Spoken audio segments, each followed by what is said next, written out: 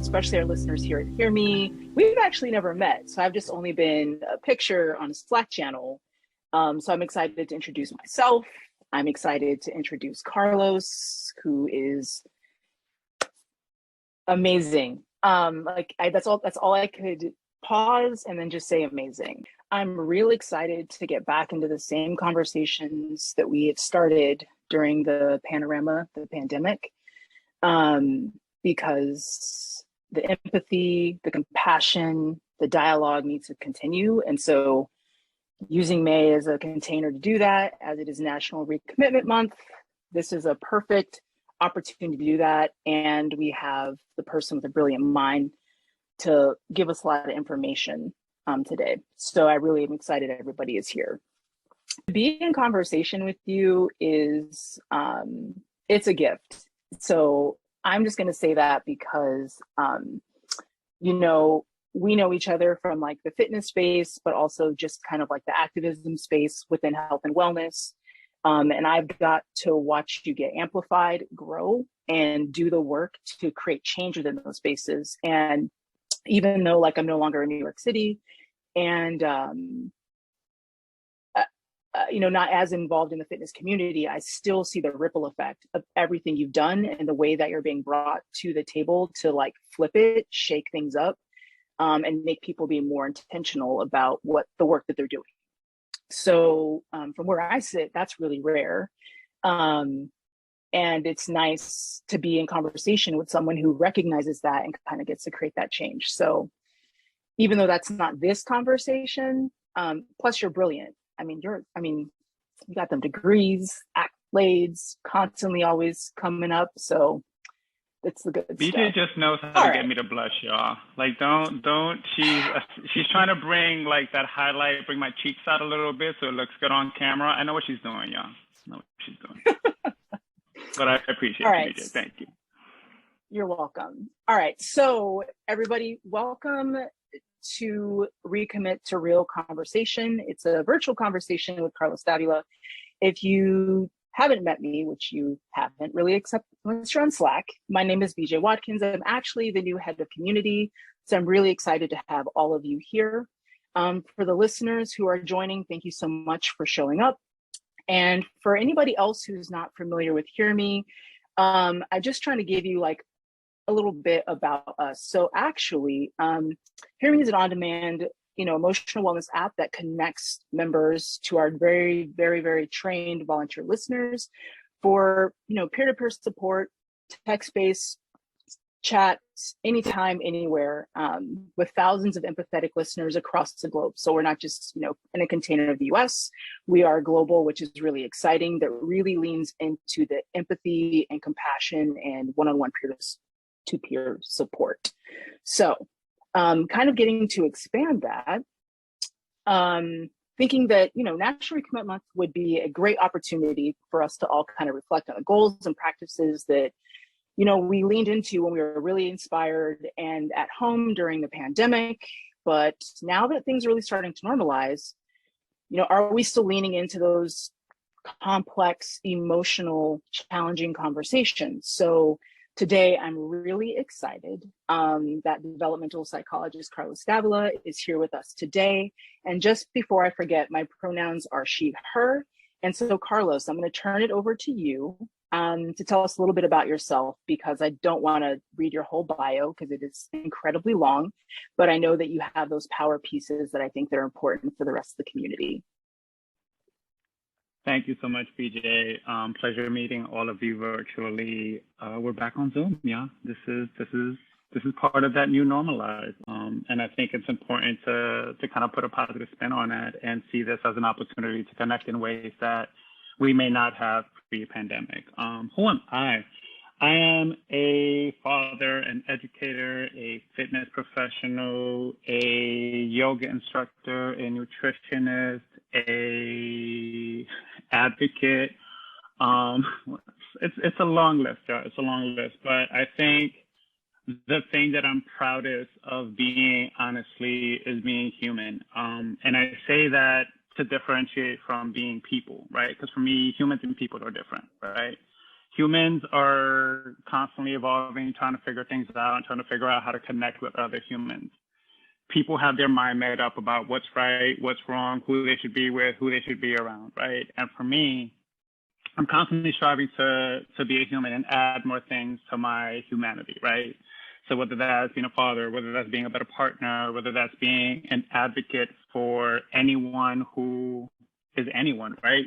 Like that advocacy shouldn't have an asterisk after it or a for this type of person, right? So I think that, especially in the last 2 years, and to BJ's point earlier, kind of finding a voice within that space, especially within health and wellness, where these conversations were not happening pre-2020.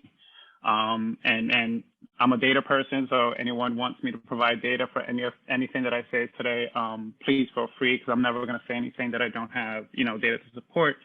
But that's kind of who I am. I've been in the fitness and the mental health space for about 20 years at this point, and I've started over the last 6-7 years to kind of meld those two worlds as much as possible and really advocate for health and wellness as a way to deal with some of these bigger, social justice issues, and trying to mitigate this idea that health and wellness is not a space where those conversations are supposed to be had, which was a conversation that I had many times, when I started to put myself into the space. So BJ knows that I'm long-winded, so I'm going to stop there with my introduction, y'all. So that's what I'm saying. Like the accolades, degrees, information, he's got them. So that's why I was like, this is the perfect person to have this conversation, because he's doing this work. So I'm just going to dive right in, because that's how I do. So as you said, right, like as I said, things are starting to normalize, right, as we enter the endemic phase. And I'm very curious, like, what have you noticed, like, we have stopped talking about? I haven't heard the word allyship in a while. Say more. Like it's interesting, and preparing for this has been a very interesting process, because having to kind of go back over the last 2 years and think about what the conversations have been, what the conversations were supposed to be, and what the conversations are now, to kind of look at it from a longitudinal perspective is very interesting, right? Like everything was, this is wrong, we need to change this, we need to change this. But, and in my opinion, very intelligently, that narrative has changed, because now we're defending just the right to exist. It's no longer, Black Lives Matter. It's anything that is not cisgender, white, heteronormative male matters, right? Because that's what's being attacked right now. So these conversations around community building, these conversations around empathy, these conversations around police brutality, fellowship, like all of these things that we were talking about when we didn't have a choice but to talk about them, right? You can't go outside. Everything that you were doing to communicate with other humans came from the same kind of space. So you couldn't avoid social media, you couldn't avoid being online. So we were kind of forced into these conversations. And I think what happened was we realized, like, this is a lot. And for those of us that experience it on a daily basis, I affirm that this is a lot, right? But where's that action step, right? And I remember when we did the Black Square, and those of us that knew that the Black Square wasn't going to be enough were asking, okay, what's the next step? Don't worry, we're going to figure it out. We're still figuring it out. It's still early. Okay, cool. Cool. So that part of the conversation and that genuine understanding of what disenfranchised humans are dealing with right now and how it's continuing, even though the pandemic may be slowing down. So I don't know if we've quite gotten there. Yeah, let's still wear a mask on the train, please. But I think it's still something that was a big conversation and unfortunately has died down. And honestly, like, I'm not going to go on a rant. I'm going to make this very short, but this whole diversity fatigue is one of the most, like, interesting conversation pieces that I've had recently. And I was at an education conference not too long ago, and it became a part of that conversation. And for me, it's like, how can you be fatigued with something that you just started dealing with? Like many of us, before I started having conversations around DEI and fitness, I felt DEI and fitness, right? I felt othered in that space. I felt like an outcast at times in that space. I felt like I couldn't be my genuine self in that space for many years, right? These conversations weren't happening, but I was still coming in there with whatever my intersectional baggage, as a person of color was. So these conversations felt great for a while, right? We felt like we were going to make some significant changes. We felt like we were going to have some really uncomfortable conversations. And then in my opinion, the conversations got too uncomfortable and we moved on to something else, right? And I said it jokingly a couple of years ago, and I hate that it's sort of bearing fruit. Like, I knew that at some point the narrative was going to change from Black Lives Matter and police brutality to something else. And that's what's happened. And with reason, right? It's not like there's no reason why we're shifting our conversations more to API. We're shifting our conversations to the attack on information and on knowledge and on history that's apparently happening. We're now talking about the attack on women and their bodies and how their bodies are like, all of these things that are coming now are changing that conversation, but that doesn't necessarily negate the fact that like these issues are still prevalent in the Black and Brown community. And these issues these newer issues aren't necessarily outside of that community as well. It just adds on the layer to the issues that those communities are dealing with. So I think, again, very long-winded response to your question, but I think it's that allyship and consequently the communities that were supposed to get created from that allyship that I'm curious where that energy, where that conversation kind of went.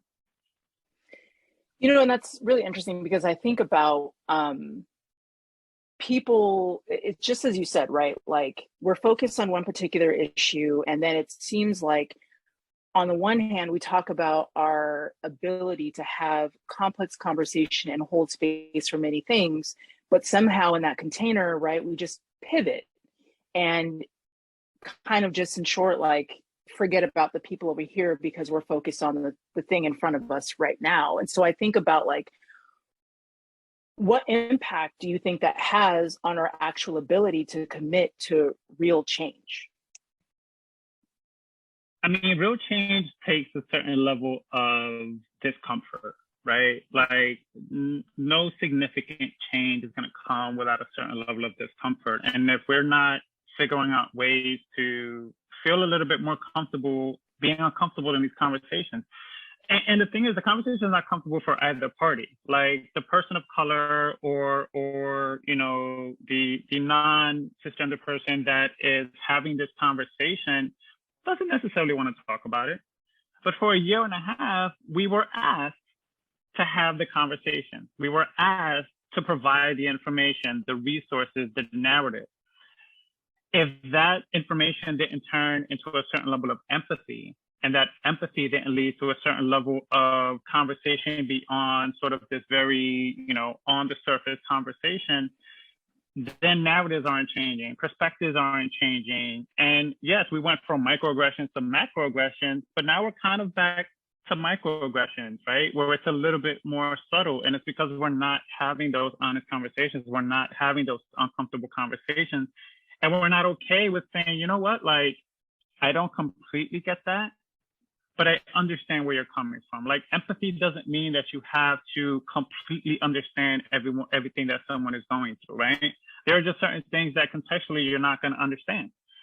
But putting yourself in a position where you can hear that and figure out a way that resonates in a way that makes sense to you, right? Like I teach my psychology students all the time. Like, I don't want you to use my example. I want you to use the example that makes the most sense to you because that's how you learn better. Same thing with these topics. I don't expect you to understand why I can't watch certain broadcasts because I'm now juxtaposing my son's face into the image that I'm seeing on TV. Or I can't hear about this autistic kid that got killed by a police officer because the kid was having a moment when my kid is autistic. Like there's a certain level of attachment to those situations that you don't always have to completely get, but there has to be that empathy there because that's the only way we're going to have like genuine dialogue. right? Like I've said that to a couple of humans and they're like, oh, I've never thought about it that way, right? About like seeing these images of Black and brown boys being killed and thinking about my own children, being terrified for my own children. That's a level of engagement in this conversation and empathy around this topic that I don't expect everyone to have, but I expect everyone to at least try to get an understanding of what it is that we're talking about and why this conversation is important. Yeah, and I feel like it makes me want to go back, right? So of course we had to kiki and chit chat, and catch up real quick before everybody else hopped on, because that's how we do. And it makes me go back to what we were saying, or what you were saying actually about, the pandemic kind of brought out or highlighted some things around, mental and emotional well-being that may not have actually been as obvious or prevalent, right? And now that we're on the other side of it, it's like, wow, either I've had these things that I was able to, navigate, suppress, move around, and not have to confront, or I know something now and I feel like I need to address it or do something about it. So like, can you speak to that? Like, how did all this like impact our mental and emotional well-being, right? Because just even you saying like, in this one intersection of your identity as a father, I can't watch certain broadcasts because I juxtapose my son's face here, or this scenario, I see my other son here, right? Like that's a lot to navigate. So like, how does all of this actually impact our emotional and mental well-being? So to go back to what we were talking about before we hopped on, so many of you may know this concept, some may not, but there's this concept in psychology called the diathesis stress model, right? And it essentially states that you can be predisposed to a bunch of different things, but there has to be an external stressor that kind of brings those things up to surface. So you can be walking around with a variation of some sort of mental health issue, but because you're never in a situation that kind of brings it up to the surface, you don't see it as much, right? Or it doesn't get expressed as deleteriously as it could be, right? We've just spent 2 years in trauma, right? And regardless of what the level of that trauma is for you, because some people have come out of the pandemic like, this is kind of nice. I could work from home, sit on my computer all day, sit in my shorts and chill, right? But for many of us, it wasn't that way, right? Whether you lost people, whether you lost, different jobs, whether you lost the idea of what these past 2 years were going to be, right? All of that is going to have a significant impact on your mental health. Like we're all in mourning. And I think that we need to start to normalize that. And it could be literal mourning where you've lost someone, but it's also mourning what we thought these last 2 years were going to be. Think about kids going into school, right? Think about young athletes, right? Think about teenagers like transitioning from, middle school to high school. All of these sort of benchmark moments that significantly impact our development, a lot of these kids didn't get that. A lot of adults didn't get that, right? How many people didn't go to graduation? And I know that like, as we're older now, we look back on that and was like, no, that's trivial or whatever, but that has an impact on your emotional well-being. So, and you see it in New York, like I'm seeing a significant increase in humans that are clearly distraught, clearly struggling with their mental health. And I'm not hearing a lot of conversations about how that's going to be handled, right? Because the impact of that isn't going away anytime soon, right? Like a lot of us are dealing with depression, anxiety, like outside was scary for 2 years. People are developing agoraphobias that they didn't know that they had. Like all of this stuff is real. And for a long time, especially in communities of color, we haven't normalized mental health as a concept, much less as something that can be tangibly addressed, whether it's through therapy or other means, right? So we started to have that conversation towards the beginning of 2020, rest is resistance, all of these things, great things. But even that conversation has kind of gone to the wayside a little bit. And we need that conversation even more now. Like speaking as someone who, for the most part is pretty functional as a human being and, has seen a therapist for the last 5 years, I've had moments where I'm like, I don't want to be outside. I don't want to be around people right now, right? And I've had to deal with that increase in anxiety around certain spaces and certain, like, I was kind of alluding to this and when we were talking earlier, like I literally was headed to a client, became anxious about this happened 2 days ago, became anxious about getting on the train at that time and dealing with the nonsense on the train, literally text my client asking them to reschedule it and went back home. Like, these things are real. And that's a very trivial, small case sample, right? From someone who, for the most part, is very functional, but understands that, like, the weight of this is not light, right? The weight of this is not comfortable. And a lot of us are not, either because we don't have the capacity or we don't have the resources, not in a position where we're functionally dealing with a lot of the issues that have now come up over the last 2 years. You know, it's like you have the perfect segue because all of that is so real. And I really am aligned with like the agoraphobia because I'm like, oh, I got to be around people. Like, oh, I don't want to leave my house because it's not so much that, you know, being outside was bad for me. It was just like, okay, like I can kind of control more of what happens in here. You know, I'm sensitive to people's energies. And now that I have actually been able to move away from that, I'm like, okay, it's nice to not absorb everybody's stuff all the time, you know, even in periphery. So with all that you said, can you talk about privilege and access to mental health resources? Like, what are your thoughts? I mean, obviously the financial part plays a big role, right? It's what we allocate money to is what we think is important, right? And that for me is a bigger part of it. It's less at times the financial part of it. Like, not to put my business, I've been playing out of pocket for my therapist for 6 years. It's not cheap, but I'd rather do that than almost anything else because I understand how important that is. And I think that for me is the privilege. The normalizing of mental health as an effective and normal and adaptive way of dealing with not even just the mental health issues, dealing with existing as a human, right? Like, we didn't get this manual with all the stuff we were going to have to deal with as adults when we were kids, right? And being in a space where you can have these conversations and we're normalizing these conversations in our communities is huge. And for me, that's I feel like I'm privileged, right? And I know a lot of times people of color don't feel comfortable using those words. Yeah, the fact that I know that I can use mental health and mental health professionals and meditation, and we're going to add movement to that, you know, a yoga or just movement in general. If I understand that, then that puts me at a significant advantage over someone who either hasn't normalized those different concepts for helping them with their mental health issues, or is not supported in that journey by their immediate community, their broader community. There's a lot of layers to the reasons why many people of color don't feel comfortable going to therapy or even having a conversation around therapy, right? And it's something that I've gone out of my way to normalize. You know, I'm in therapy, my ex-wife is in therapy, and both my kids are in therapy. And it's not that there's anything wrong with us, right? For me and my ex-wife, we want to get better. We want to be better humans. That's it. For my kids, they just spent the last 2 years in a pandemic. Of course, they're going to need to talk to someone, right? Because they're not going to say everything to me.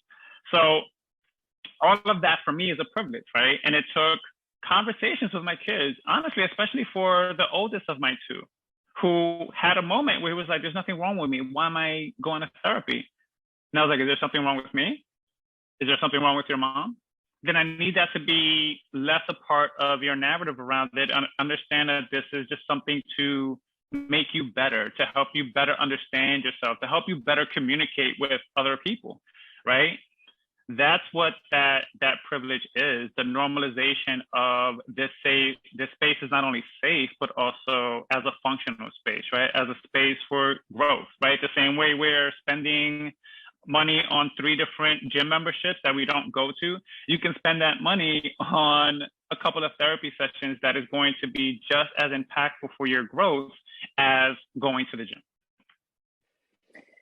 Yeah, that's real, because I feel like part of like my mental health and like well-being is definitely heavily rooted in movement for me, because I always seem to get my best clarity when I'm actually moving. When I stop moving is like Ooh, good Lord. But I'm curious about this. We know all of this, right? And you're normalizing this within your own life, but have you actually seen or noticed an increase in people seeking therapy or outlets that support their mental health, like, mental health, or looking for resources that can kind of frame like what's happening or support them or guide them better more recently? Or is it just like we're still in our heads and experiencing this, but not really reaching out?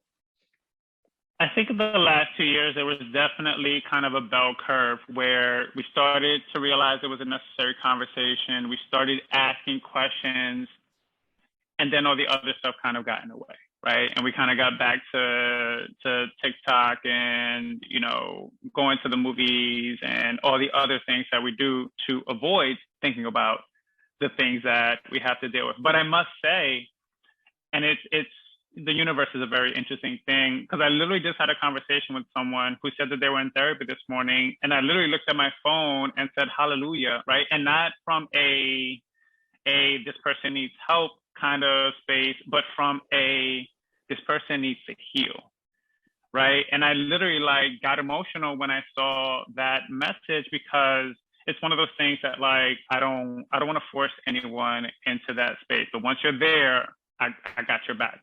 So those conversations are continuing, and I think you and I and a space like this, and other conversations like this, and I'm actually working now with this organization called Crashfell, which is doing a lot of mental health work with younger children and teenagers. I think there's a space to have more nuanced conversations around mental health, but we have to continue to kind of normalize this conversation, right? The more that we're having conversations around it, the more that we're adding language that isn't derogatory, isn't shamed, isn't negative in any way, and we start to see this as just something else to add on to your tool belt, right? To make yourself feel better at the end of the day, right? And to feel like you can be a lot more functional in the skin that you're in. Why wouldn't you want that, right? Why wouldn't you want that, for lack of a better term, that upgrade, right? Why wouldn't you want that space to be kind to yourself? Because that's a part of it too, right? I know for me personally, one of the things that I went to therapy the most for was that big box that I had with that width, right? And we kind of normalized it and talked about it. Whenever I had self-deprecating thoughts, my therapist put it back in the box, right? And those are the tools that become normalized in that space. So it's not about sitting on a couch talking about your childhood and how your mom didn't like you, right? It's deeper than that. And I want us to better understand that if you want to both internally and externally just feel better and engage better, this is the space that allows for that. And it doesn't have to be therapy. If you want to meditate, if you want to do movement practices that allow you to tap into how you're feeling and tap into how you're making the world feel, right? It's sort of understanding that biopsychosocial kind of engagement that we have with our environment, and how we're impacting our environment, how our environment is impacting us, and the way that we think. If we're not tuned into that, then we're reacting in ways that are maladaptive. We're processing information in ways that are negative, right? And make us feel better about ourselves. And a lot of this stuff could be mitigated if we changed our framework around it, right? And I'm going to say this, y'all, a lot of the ways that we think are not our fault, right? No one came into this world saying, this is how I want to be raised. This is how I want to be, this is the culture that I want to make normal for me. There are things that many of us have had to unlearn, right, from our development. And that's what this process allows you to do. You can't unlearn something if you're not really sure how you learned it. I mean, yep. Right. And so I also think about,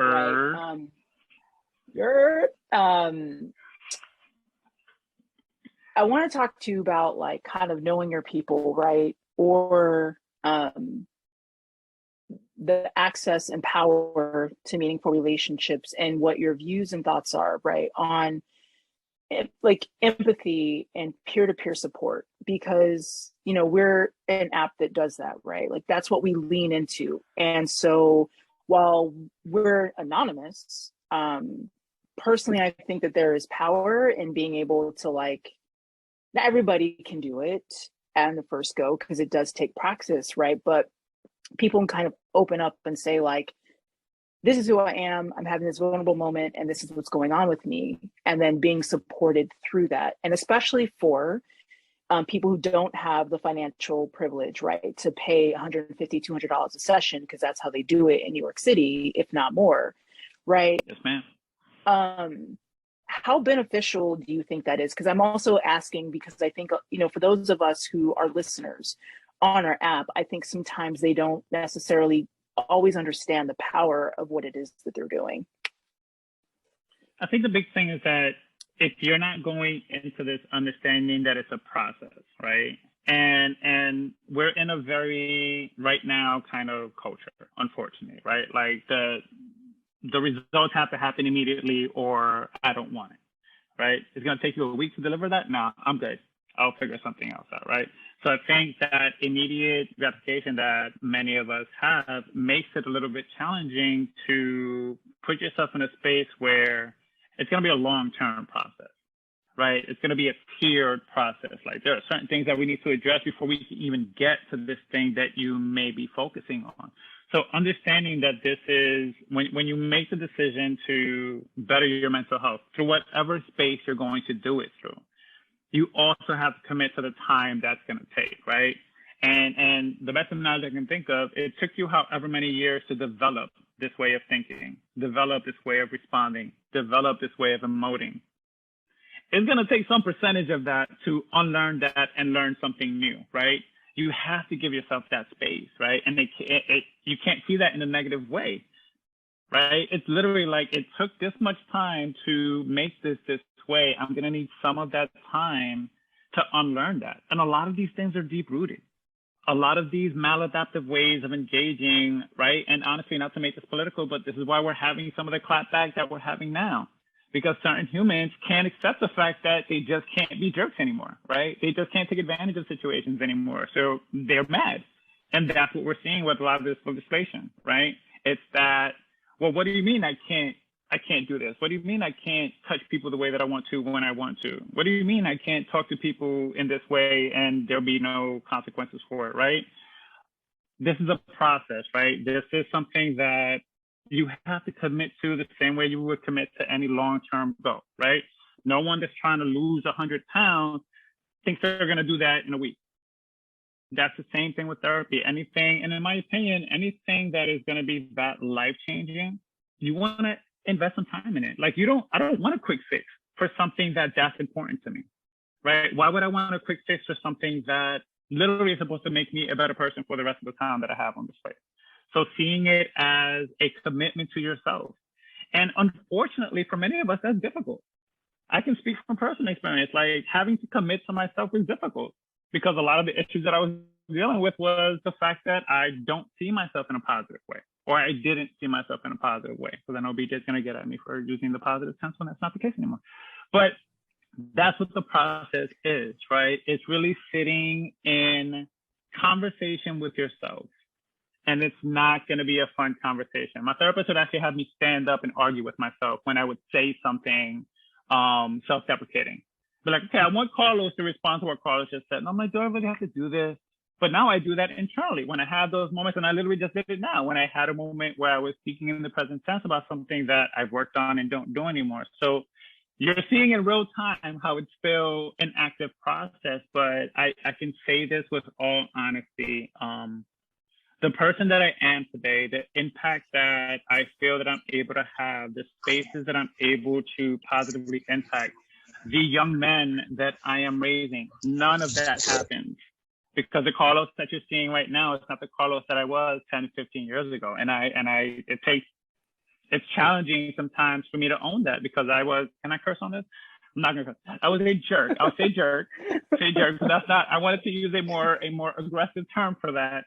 But that's who I was, right? And it took a lot of looking at myself and looking at where some of this hurt came from, then dealing with that hurt, and then coming back to how do I now change this behavior? And that's going to obviously look different from person to person, but I say all that to say, I can say with all honesty that I love Carlos now. I didn't love that dude before, right? And that's what the work allows you to develop. And it may take a couple of months, it may take a couple of years, but that's the commitment that you have to put into yourself. At the end of the day, this is all about making you a better you happier with you being able to look you in the mirror and say, I kind of like you today.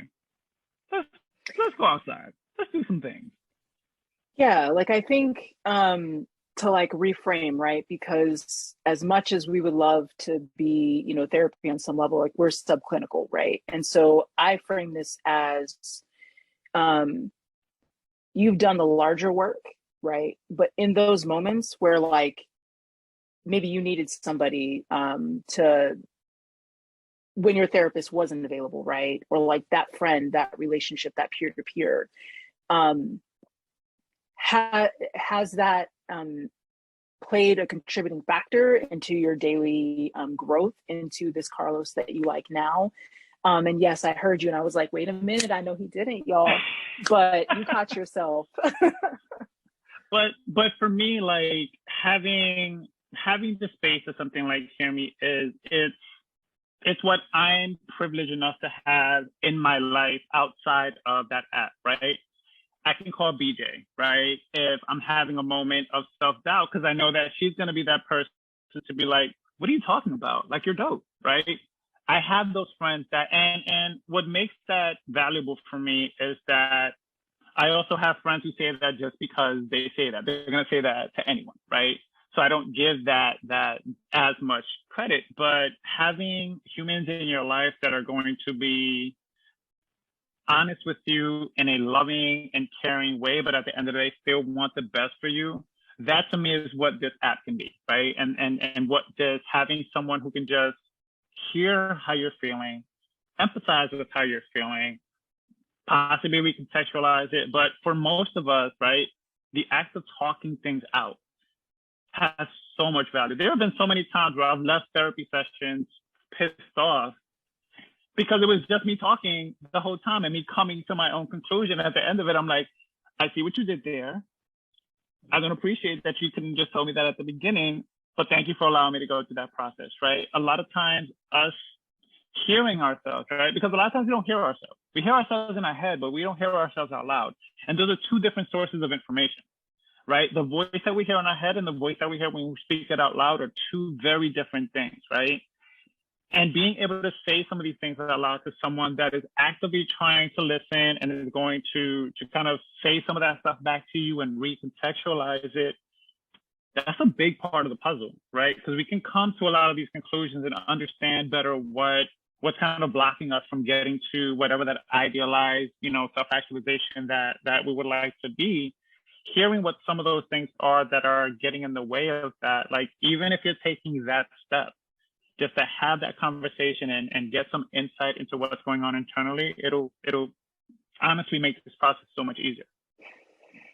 Yeah, 100% agreed on that, because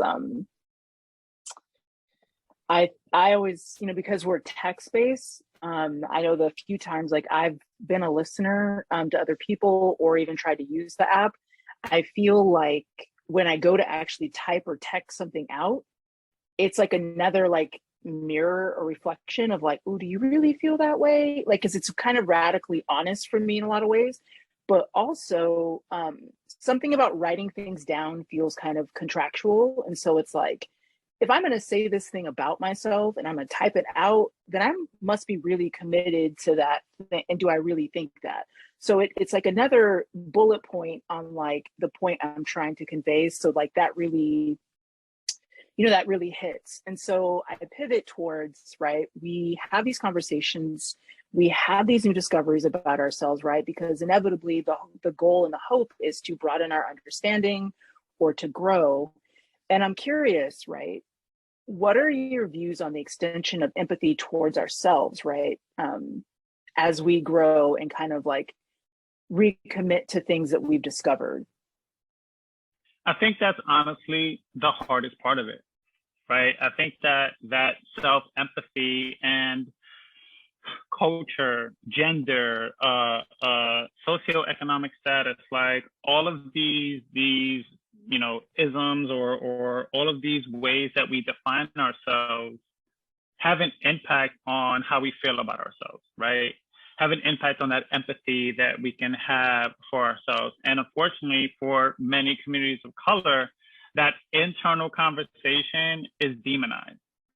Like, what do you mean you're having a conversation with yourself? Like, what do you mean you're being kind to yourself, right? And thankfully, I've seen a shift in that narrative in the last 2 years. It's still something that we're struggling with, but I've seen a narrative. But I think the act of being kind to ourselves is so convoluted by so many different things, right? Like, what we're told we're supposed to be from a social perspective, the images that we see of ourselves on TV and other media, right? The assumptions that we know humans have whenever we engage with someone for the first time.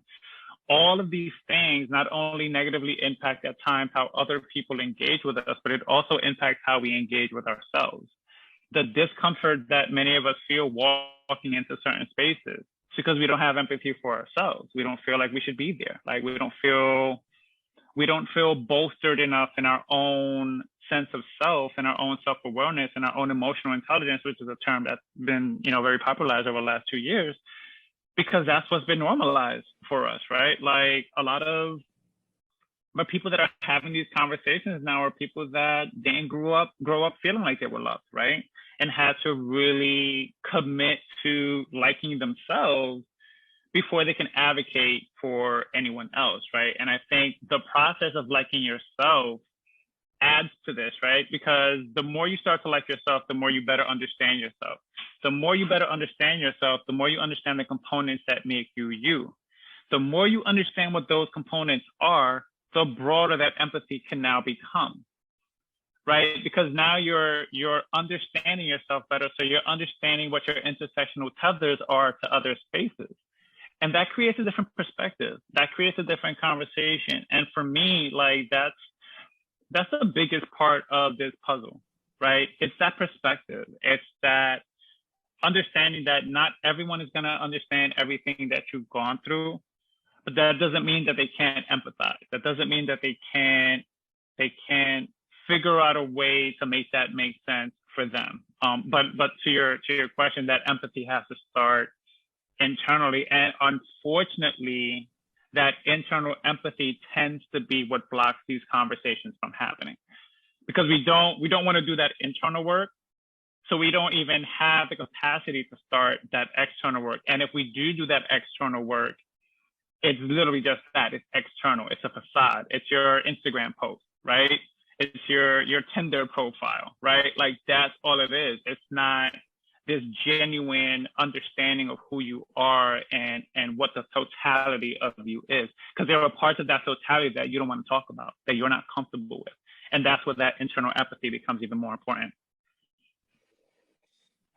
Yep, because I also feel like it's real easy to extend empathy to everybody else, but when it comes time for you, all of a sudden you don't know how to do that, right? And so it takes practice, right? Because if we've been doing something for 15 years as a best practice for self-soothing, taking care of ourselves, for protection, whatever it may be, it's going to take a percentage of time for us to kind of unpack, unravel, and then create some change behavior behind it, right? So just also noting, right, if you have any questions, drop them in the chat, because I also just kind of like want to circle back, right? So we talked about, everybody was real heavy with the activism and wanting to commit to conversations.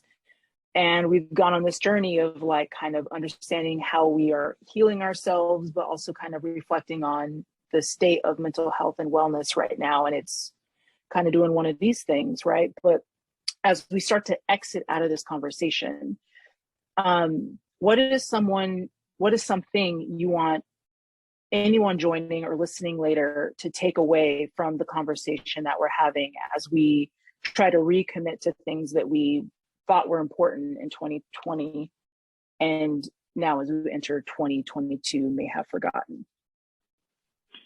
I think the biggest thing is the conversation around genuine community building, right? And that's where that uncomfortable conversation comes in, right? Because in order for you to have that genuine community, that genuine allyship that was such a buzzword at the beginning of the pandemic, we have to have these uncomfortable conversations. And we need to understand that these conversations are not an attack on you, right? Or how you define yourself or how you represent yourself.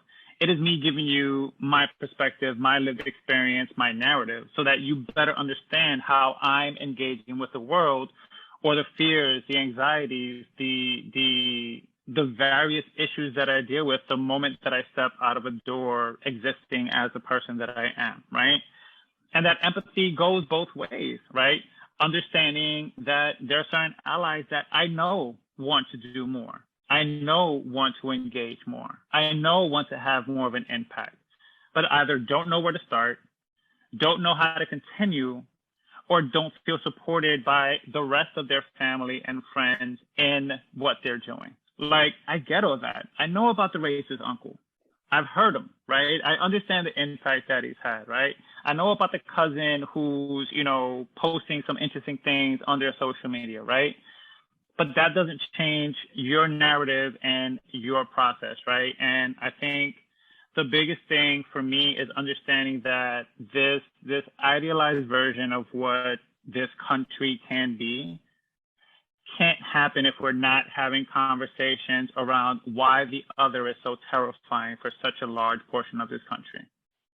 What is it about humans that define themselves differently than you that is so terrifying?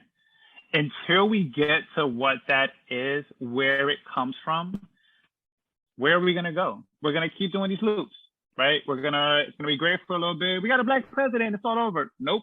And we're back to it, right? We got the antithesis of that the next go around, right? It's going to keep looping around until we actually have a conversation around what is it that makes, whether it's gender, whether it's sexual orientation, whether it's sex, whether it's whatever category you want to create. Why is it that so many humans in this country are terrified by just letting people live their lives? That's the conversation that we need to have. Heard, because I was having a similar conversation with someone, right? And I was trying to explain when people say Black Lives Matter and then someone counters it with everything else but just saying, yes, Black Lives Matter, right? Explaining that the scenario, right, with the pandemic, people with disabilities have been advocating for this lifestyle we have all been benefiting from, that afforded us the opportunity to work from home, to have access to all these resources, right? Loved it. And it wasn't until it could benefit them, then it became important.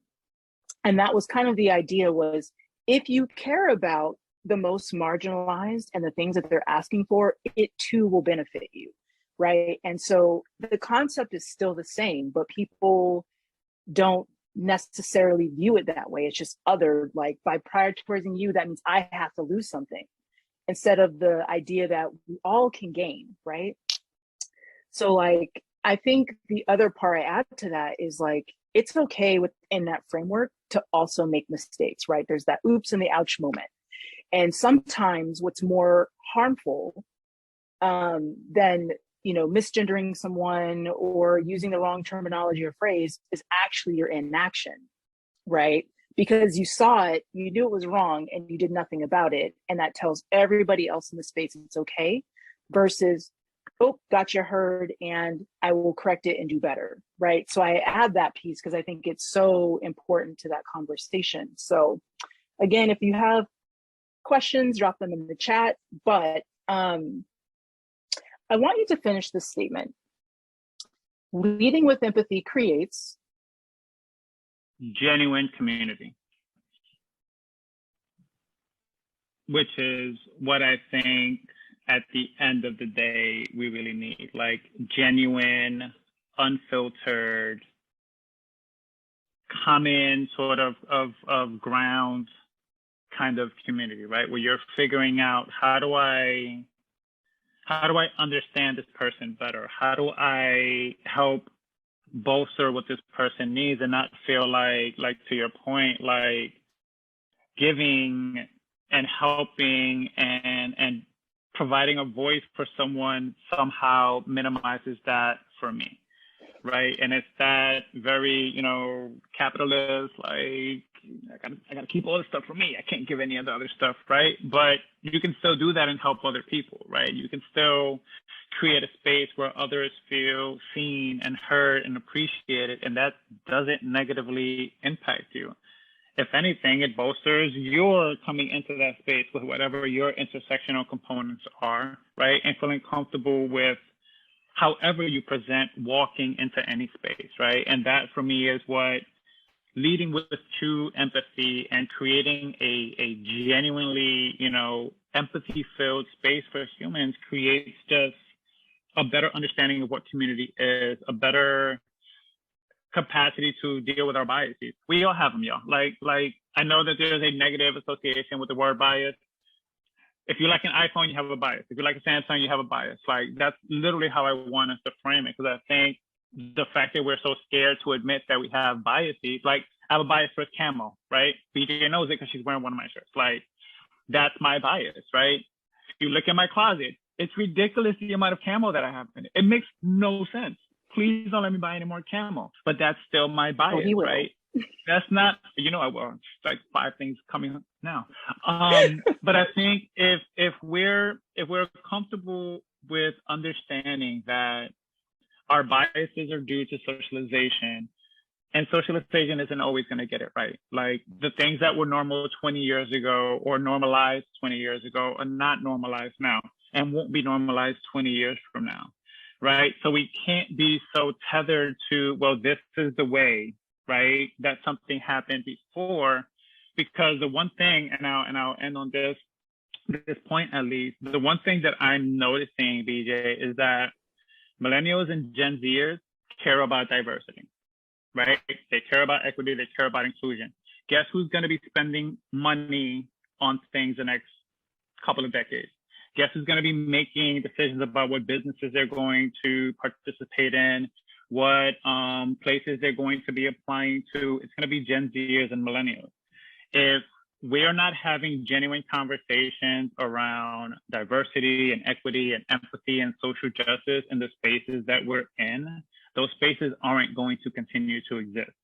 I'm not trying to make it doom and gloom, but like that's what this incoming generation is going to focus on. So if your organization is like, we'll get to that, or this is not the space for that, which was a very big conversation in the fitness spaces, right? Because fitness spaces are, you come here to feel good, but I can't leave this outside when I come into a fitness space. So I want to feel good, but also feel like you're acknowledging the things that are happening to me outside of this space. So all that to say, the more that we're able to lead with empathy for others, honestly, y'all, the more that's going to create empathy for yourself, right? And that, call it the cycle of empathy that creates, literally benefits everyone. It may not feel that way all the time because some of this stuff is ugly. Some of this stuff is mucky. Some of this stuff is cringy, right? Because you're looking back at some of the things that you thought or you said. The number of emails that I've gotten from clients post-pandemic, post the reinvigoration of these conversations around racial justice were some of the most like tear-jerking emails I've gotten, because it's literally been like, I had no idea. Like this was like, a lot of people don't know what my experience growing up in the Bronx in the 80s was. Every movie you've seen about the Bronx in the 80s was accurate, y'all. Every movie that you've seen, right? Like that's really what happened. Like the buildings were burned down, crack was like, it was really that bad. But that's not something that I need to normalize. My kids don't know that, right? Because that's not something that I need to normalize for them, because I have empathy for that version of myself and understand that, yes, that had an impact on who I am now, but that doesn't define who I am as a person. So that empathy circle, and we'll get that on the t-shirt or something, BJ, that empathy circle, I think if we're seeing it as something that benefits everyone in that equation, then why wouldn't we do it? It's not going to feel great all the time, y'all, but I think the end product of it, if you have that in the back of your head, I think there's so much value in what that end product can be. I love that. Not a lie told. Just gonna lean in on that not one. a lie. Not a lie told. So I think the final thought is, right, our tag is be yourself, we'll listen. So what can HearMe do to support you in your work? Where can people find you? Because I think as we start to build relationships and broaden our community, which you are now in that warm hug, I just want to know how we can elevate you, amplify you, and people who are where you're at can come find you. So this is kind of interesting timing, and I know BJ is going to be excited for this. So on Juneteenth, I'm launching my website, which is essentially, it's a dose of me, which is why the website is called Dose. So if you're looking for stuff with stuff around, mental health and fitness, that's where I'm going to be doing nutrition stuff, the shirt that BJ has on and other merch, that humans over people, that's going to be on there soon as well. So it's going to be a place where, whether it's fitness related, whether it's health and wellness related, whether it's just the quirky intersectional human that I am, this is going to kind of be the space for that. And I'll provide you with all the links to that, BJ, to promote. I'm also doing any educators that are out there that are men of color that are looking for a space to feel like they're not alone. I also work with the National Fellowship for Black and Latino Male Educators. And what we're essentially doing is trying to provide support for Black and Latino male educators who often are in spaces where they feel like they're the only person there, and give them all the tools they need to sort of, we call it leveling up to whatever that next role is, so that the kids that are in their schools are seeing men of color in positions of impact, and just providing them the tools for that. So if you know any educators, please have them reach out to NFBLME. Is that it for me? Yeah, I think those will have everything pertaining to who I am, and it is launching on June 19th, which has been a labor of love, and BJ's played an amazing role in gently pushing me to get this going in BJ's own gentle way. So yeah, that's where you can find me. Awesome. I love to hear it. I stand your growth and expansion. I thank everybody for joining us today. If you have any questions, you can always just email me, bj@hearme.app. Other than that, Carlos, it's been a pleasure. I'm going to have you back because I love the sound of that kind of fellowship, but also men discussing mental health is going to be fire, because I think that is definitely a major component that we need to get at the heart of someday. So y'all have a wonderful afternoon, and we will catch you on the flip. Bye y'all.